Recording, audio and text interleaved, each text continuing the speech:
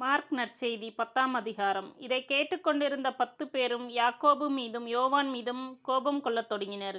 இயேசு அவர்களை வரவழைத்து அவர்களிடம், பிற இனத்தவரிடையே தலைவர்கள் எனக் கருதப்படுகிறவர்கள் மக்களை அடக்கி ஆளுகிறார்கள். அவர்களுள் பெரியவர்கள் அவர்கள் மீது தங்கள் அதிகாரத்தை காட்டுகிறார்கள். ஆனால் உங்களிடையே அப்படி இருக்கக்கூடாது. உங்களுள் பெரியவராக இருக்க விரும்புகிறவர் உங்கள் தொண்டராய் இருக்கட்டும். உங்களுள் முதன்மையானவராக இருக்க விரும்புகிறவர் அனைவரும் பணியாளராக இருக்கட்டும்.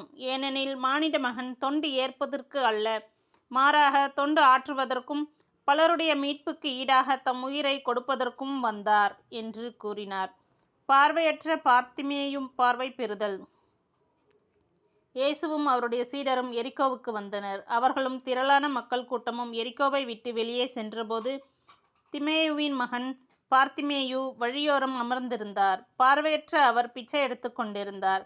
நசரேத்து இயேசு தாம் போகிறார் என்று அவர் கேள்விப்பட்டு, இயேசுவே, தாவீதின் மகனே, எனக்கு இரங்கும் என்று கத்தத் தொடங்கினார்.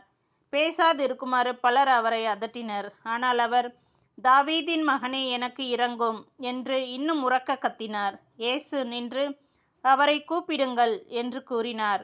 அவர்கள் பார்வையற்ற அவரை கூப்பிட்டு, துணிவுடன் எழுந்து வாரும், இயேசு உம்மை கூப்பிடுகிறார் என்றார்கள்.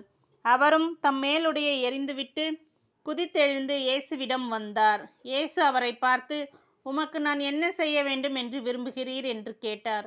பார்வையற்றவர் அவரிடம், ரபூனி, நான் மீண்டும் பார்வை பெற வேண்டும் என்றார். இயேசு அவரிடம், நீ போகலாம், உமது நம்பிக்கை உம்மை நலமாக்கிற்று என்றார். உடனே அவர் மீண்டும் பார்வை பெற்று அவரை பின்பற்றி அவருடன் வழி நடந்தார். 11ஆம் அதிகாரம். எருசலேமில் மானிட மகன் வெற்றி ஆர்ப்பரிப்போடு இயேசு எருசலேமில் நுழைதல்.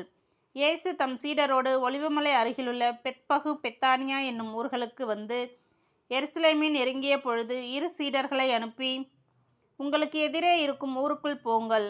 அதில் நுழைந்தவுடன் இதுவரை யாரும் அமராத ஒரு கழுதைக்குட்டி கட்டி வைக்கப்பட்டிருப்பதை காண்பீர்கள். அதை அவிழ்த்து கொண்டு வாருங்கள். யாராவது உங்களிடம் ஏன் இப்படி செய்கிறீர்கள் என்று கேட்டால், இது ஆண்டவருக்கு தேவை, இதை அவர் உடனே திருப்பி இங்கு அனுப்பிவிடுவார் என்று சொல்லுங்கள் என்றார். அவர்கள் சென்று ஒரு வீட்டு வாயிலுக்கு வெளியே தெருவில் ஒரு கழுதைக்குட்டியை கட்டி வைத்திருப்பதைக் கண்டு அதை அவிழ்த்து கொண்டு வந்தார்கள். அங்கே நின்று கொண்டிருந்த சிலர் அவரிடம், என்ன செய்கிறீர்கள் என்று கேட்க, கழுதைக்குட்டியையே அவிழ்க்கிறீர்கள் என்று கேட்டனர். அவர்கள் இயேசு தங்களுக்கு கூறியபடியே சொல்ல, அங்கு நின்றவர்களும் போகவிட்டனர். பிறகு அக்கழுதைக்குட்டியை இயேசுவிடம் கொண்டு வந்து அதன் மேல் தங்கள் மேலுடைகளை போட்டு அவர் அதன் மீது அமர்ந்தார்.